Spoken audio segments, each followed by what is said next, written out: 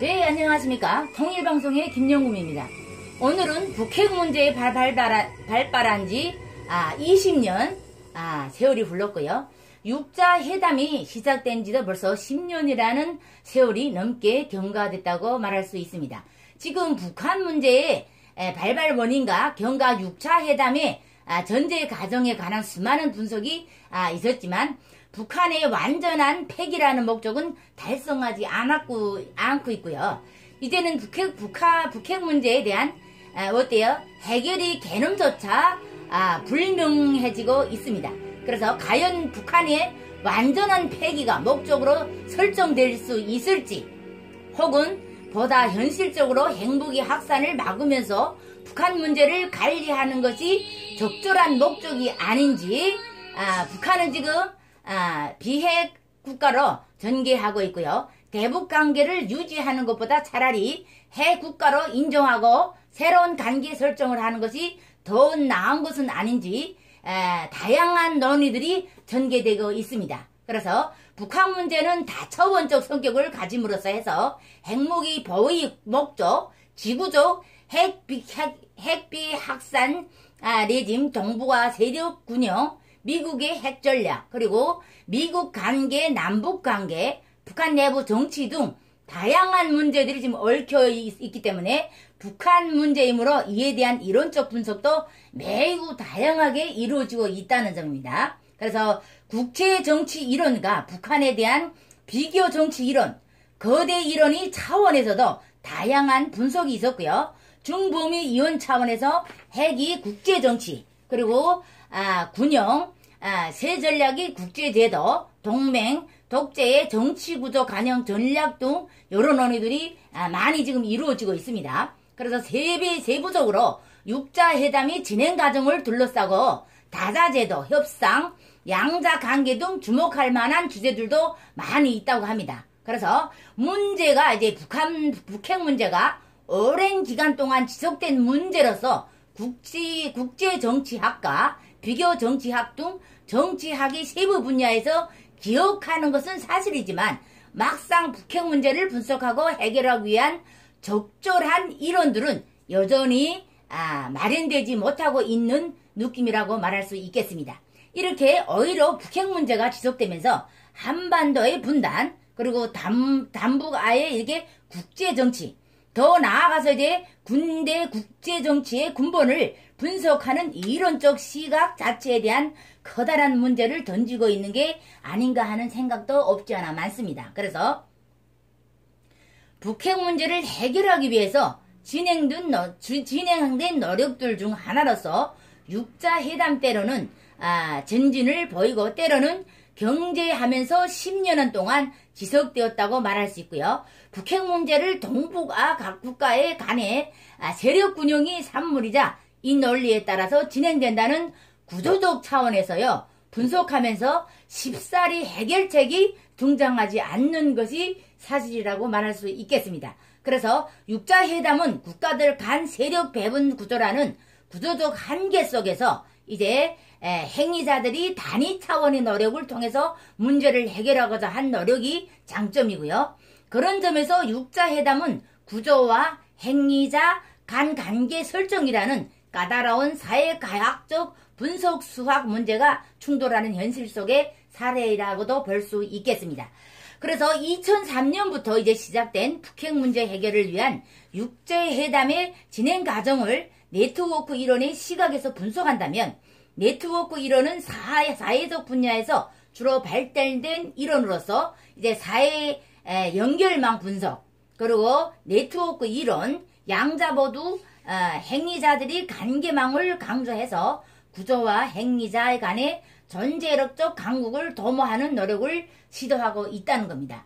그래서 네트워크 관점에서 보면은요, 육자회담이 동북아 6개국이 세력 배분 구조와 미치 사원의 형상을 매개하는 이론적 도움을 줄 수 있는 것으로 기대합니다. 그래서 사실 육자회담이 한국과 북한, 미국과 중국, 일본과 러시아 6개의 국가들 간의 네트워크로 구성된 회의체로 2002년 북한의 소위 2차 북핵 위기 발생 이후 현재까지 진행이 되고 있습니다.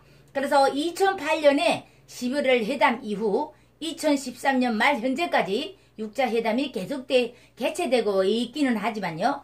여전히 제재의 가능성을 놓고 북핵 문제 해결 과정을 다루는 중이기 때문에 아직까지 이 네트워크가 사라졌다고 보기에는 어렵습니다. 그래서 현재까지 6자 회담이 진행 과정에서 상세한 추적과 기술 그리고 관련 국가들이 이제 회담 협상 전략에 대한 분석 등이 있었지만은요. 6자 회담 자체를 네트워크로 놓고 분석하는 시도는 거의 없었어요. 그래서 6자 회담은 철저히 정부들 간의 네트워크로 비정부 행위자들이 역할은 사실상 미미하다고 볼 수 있고요. 핵이라는 안보 사업을 다루는 것이기 때문에 국가 이하의 비정부 행위자들이 역할이 작을 뿐만 아니라 대량 살상 무기 프로그램을 다루기 때문에 국가 이상의 국제기구의 역할도 크지 않다는 겁니다. 다만 북한이 이 세 차례 걸친 핵실험을 하면서 국제연합의 대북 제재 결정인들이 4차례로 통과되어 제재 관련 국가기구의 역할이 있었다는 점. 그러나 이 과정에서 미국과 중국, 러시아 등이 안전보장 상임위 사국이 역할이 매우 중요하게 작정하여 결국 주요 행위자들의 수준은 국가자라고 보아야 한다는 겁니다. 그래서 6자 회담 간의 회담 전략을 분석할 때 주로 6개국을 노드 혹은 의미에서 블랙박스로 간주하고 자원 권력의 크기에 따라서 회담의 진행 방향을 분석하는 것이 일반적이라고 볼 수 있겠습니다. 이래서 직접적 국정론으로는 미국이 압도적으로 강대한 국가이고요. 이어서 이제 중국, 일본, 러시아, 한국, 북한 등이 따라오게 됩니다. 그래서 물론 경제력이 아직 아닌 군사력 기준으로 보면 일본과 러시아 순위가 바뀔 수도 있습니다. 그러나 북핵 이슈를 둘러싼 상력 이슈 특정 정권의 차원에서 보면 북녘이라는 집합적 합의 모두 협상 과정에서 직접 반영되지는 않았습니다. 그래서 협상론에서 일반적으로 관철되는 바로 약소국이 반드시 강대국에서 협상에서 패배하자는 않는다는 것이고요. 북핵 이슈에서도 협상과 관련된 특직 자원 권력이 아직까지 북한의 미국에서 뒤지지만 때로는 협상에서 둥둥하거나 심지어 유세를 점하기도 한다는 점입니다. 그래서 협상의 이제 방향을 결정하는 것이 집합적 이슈 특정 차원이 자원 권력뿐만 아니라 6자 회담이라면 새로운 네트워크를 형성해서 이제 동북아 및 지구 정치의 구도를 누가 번역하는가 아니면 전체 협상의 구도를 누가 짜느냐 그리고 협상을 진행해 가면서 어떠한 협상 동맹 즉 편가르기가 이루어지느냐 그리고 협상 당사자들 간의 의견 차이의 공백을 메우기 위해서 협상 촉진과 중개 역할을 누가 하느냐에 각 행위자들이 위치 전략은 어떻게 배분되어 있는가에 따라서 협상의 내용이 달라진다는 겁니다. 그래서 자원 권력이 아닌 네트워크의 권력 혹은 위치 권력에 따라서 이루어지는 것이라고 볼 수 있겠습니다. 그래서 6자 회담의 진행 과정 자체를 분석하기보다는 네트워크 이론이 분석된 6자 회담의 진행 양상을 분석하는데 차중하고 기존 국제정치학 이론의 주요 변수들을 고려하면서도 동시에 어때요? 위치 권력,